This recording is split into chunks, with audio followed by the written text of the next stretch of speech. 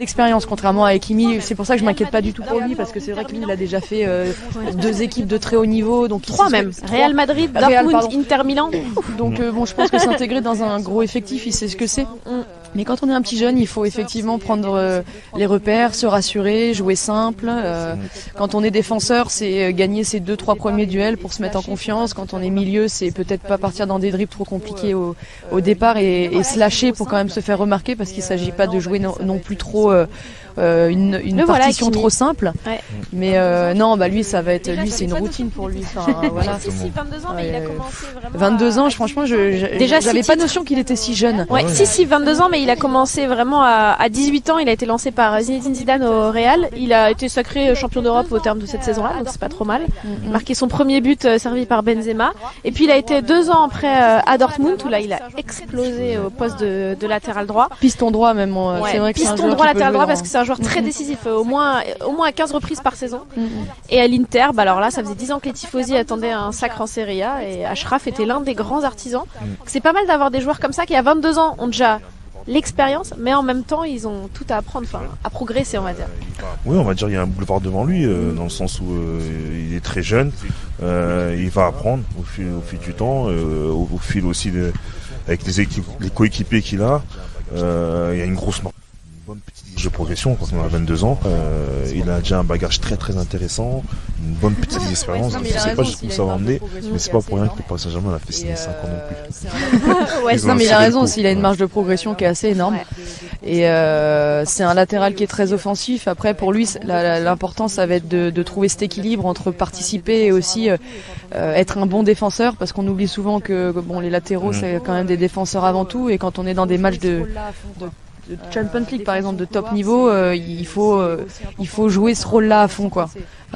Défendre son couloir, c'est aussi important que de mettre un bon centre, et c'est ça le plus compliqué aujourd'hui dans la gestion des latéraux modernes, c'est de trouver ce juste équilibre entre les deux fonctions maintenant qui occupent ce poste. Après, j'imagine que du côté de l'Italie et de la Serie A, il a quand même peaufiné un petit peu ses aspects défensifs qu'il n'avait pas forcément fait du côté de Dortmund et du Real. Là, ça a quand même été travaillé du côté de l'Italie et de la Serie A, on le sait, et du calcio. Et du coup, on a parlé des joueurs présents, mais il y a également des joueurs absents qui ne sont pas là, parce que c'est vrai que malheureusement c'est la pré-saison, c'est aussi le jeu, c'est que tout le monde arrive avec des états de forme différents, à des dates différentes aussi. C'est le cas des internationaux qui ont disputé l'Euro ou la Copa América.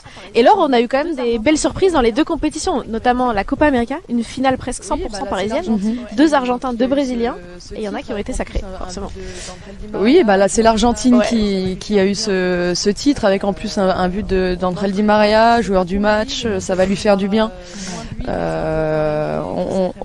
C'est pas qu'on l'oublie, mais bon, c'est vrai qu'on parlera moins de lui, mais c'est un joueur quand même qui est sacrément décisif, qui a été décisif au plus important des moments dans une finale. On a vu que Neymar était triste, mais on l'a vu aussi se consoler dans les bras de son ami Lionel Messi. Donc bravo à l'Argentine, ils ont pas lâché. Ça faisait longtemps qu'ils attendaient d'avoir ce titre. Ah oui, ça faisait 28 ans, je crois. Donc voilà, c'est une sélection qui avait besoin de gagner, et puis surtout on va retrouver des internationaux reboostés comme Leandro Paredes et Angel Di Maria, qui ont joué deux rôles assez importants dans la victoire de cette équipe et le parcours.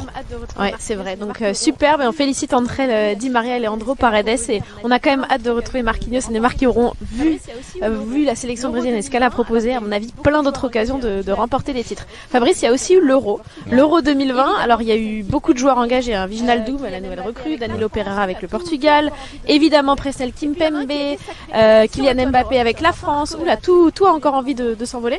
Et puis il y en a un qui a été sacré, et sur le toit de l'Europe, c'est un certain Marco Verratti. Et puis lui encore, on a deux, il y a Florenzi aussi. C'est vrai. Mais Alessandro Florenzi, à ce jour, n'est plus sous contrat avec le Paris Saint-Germain. On va quand même penser évidemment, à lui. C'est un joueur, on a une grosse pensée pour lui, mais Marco Verratti, qui est arrivé en phase de groupe face au Pays de Galles, direct, il a récupéré le brassard, son poste de titulaire, et bam, tranquille, et il s'est imposé sur le toit de l'Europe. Pas mal quand même.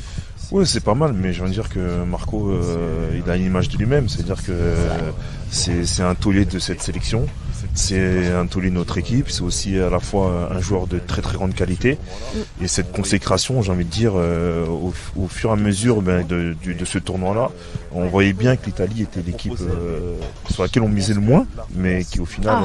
elle proposait quand même. Elle proposait, mais je pense que la France, tout le monde voyait aussi un petit peu la Belgique, Et puis l'Italie a joué son jeu et puis fidèle à elle-même, a proposé du beau jeu avec Mancini et Marco était, je dirais, le chef d'orchestre un peu de cette sélection, et puis c'est tout autant mérité qu'il ait été sacré cette année. Ouais, et on a hâte de les revoir, mais quoi qu'il arrive on les reverra pas tout de suite parce qu'a priori ils ont au moins 2-3 semaines évidemment pour souffler de repos. Voilà, c'est pour ça que par exemple vous ne verrez pas Wijnaldum aujourd'hui, même si son recrutement a été officialisé. Lui aussi il a participé à l'Euro avec les Mais lui il va pas tarder par contre, je pense. Oui, je pense qu'il va pas tarder parce qu'il a fini